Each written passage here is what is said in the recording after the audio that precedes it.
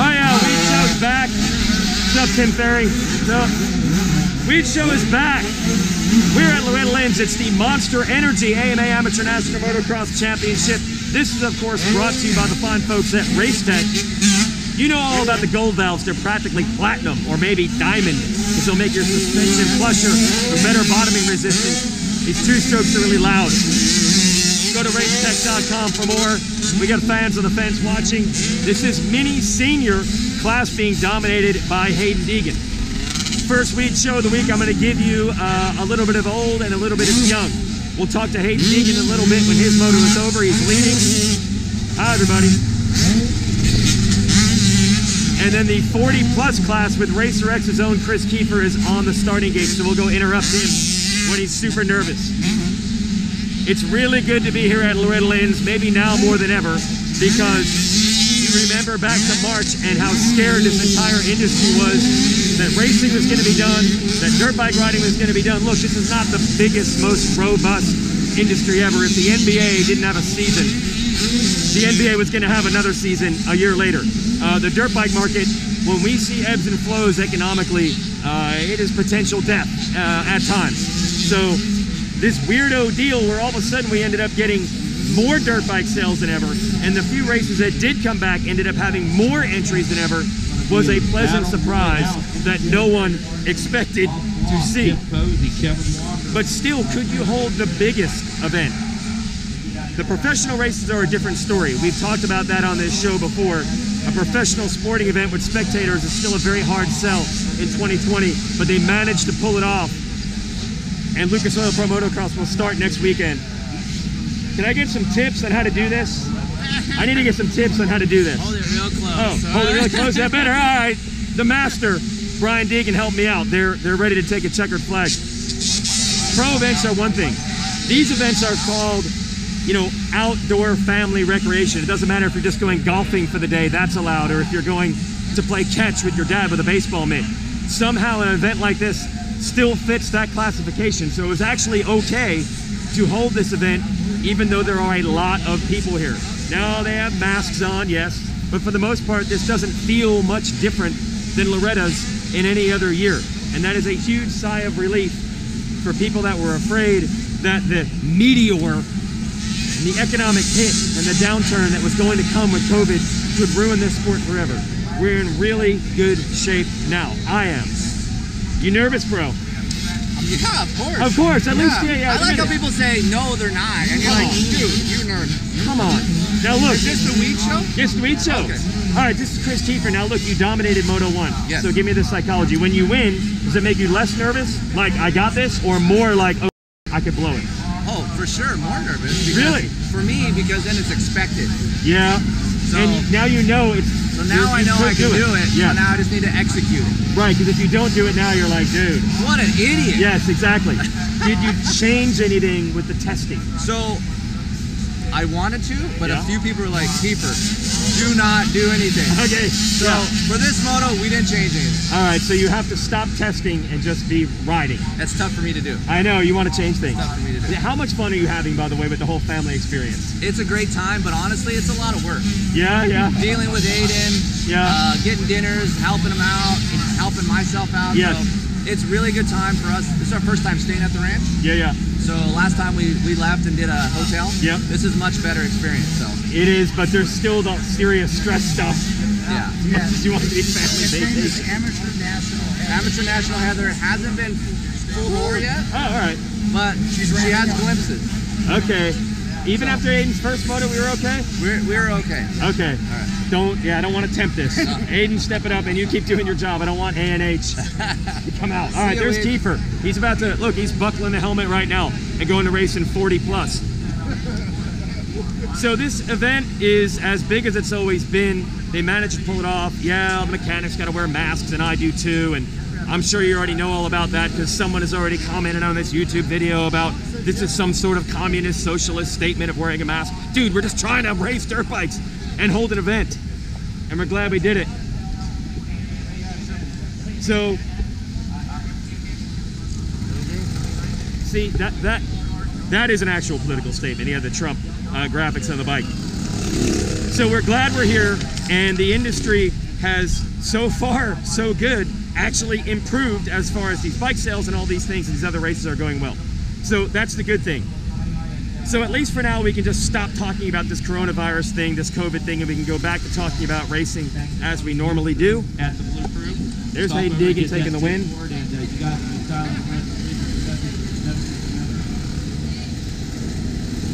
I'm vlogging their vlog. So Deegan is dominated in this mini senior division. So I'm going to break down a couple things when it comes to racing. My buddy Kellen Brower from Racer X said, dude, what is the difference between mini senior and super mini? That is an 85 with regular wheels. A super mini is a 105 with the larger wheels.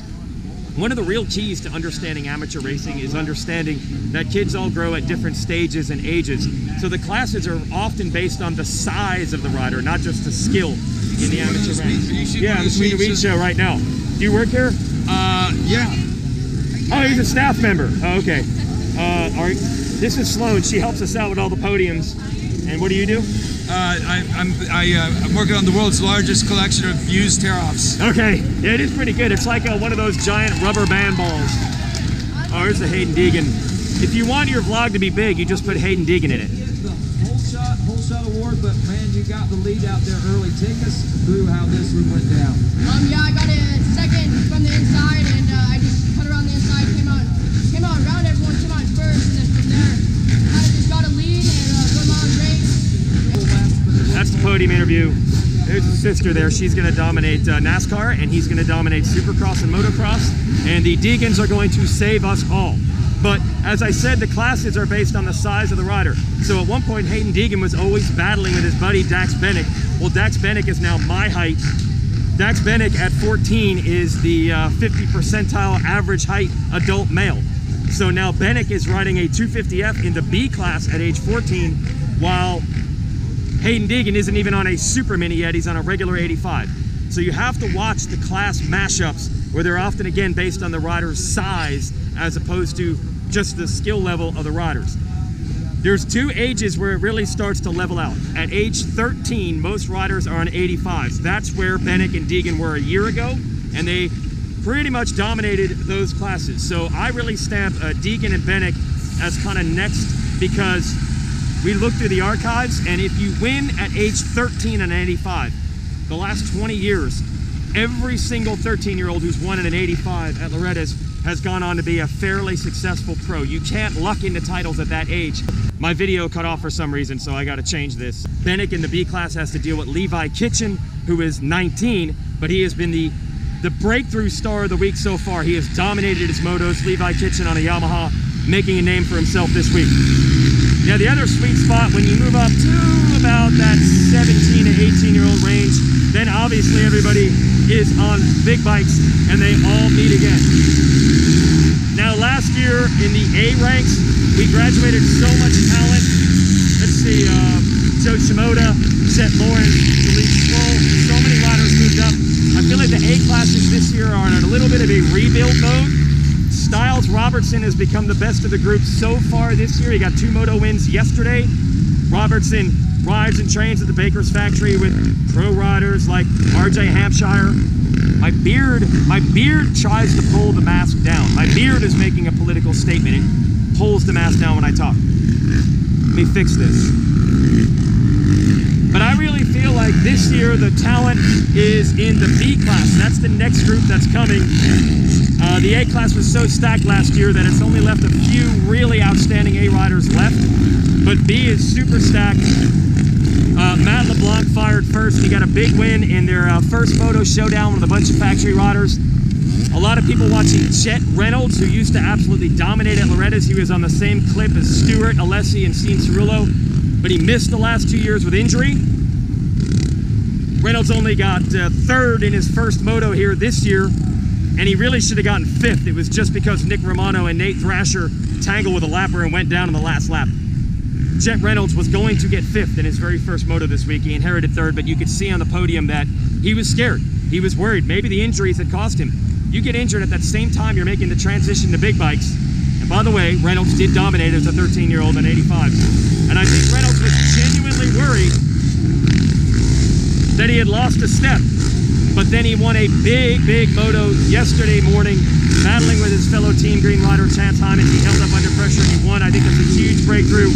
As I said, on Tuesday, Reynolds was on track, was back on track in a literal sense. But now Jet Reynolds is back on track in the figurative sense because he got a moto win and he kind of righted that ship. And by the way, Styles Robertson, Jet Reynolds, both from Bakersfield, California, and their little buddy, the third one of the group, Ryder DeFrancesco, has dominated Super Mini. So the Bakersfield bunch, all three of them winning motos, maybe they'll have titles by the end of the week, kind of putting the Earth back in the order that we expected it to be, because we get to just talk about normal racing and the normal riders we expect to do well and all the normal stuff. And luckily, besides the fact that I'm wearing a mask, the COVID thing hasn't had a very big effect so far in this industry and so far on this race. And I think we'd all like to have to stop talking about the COVID thing now. So I'll give you 2 more Weege shows throughout the week down here, and we will not talk about that anymore. We'll just focus on the racing and the atmosphere. Thanks to Race Tech, thanks to you for watching, and we'll keep it going all week long.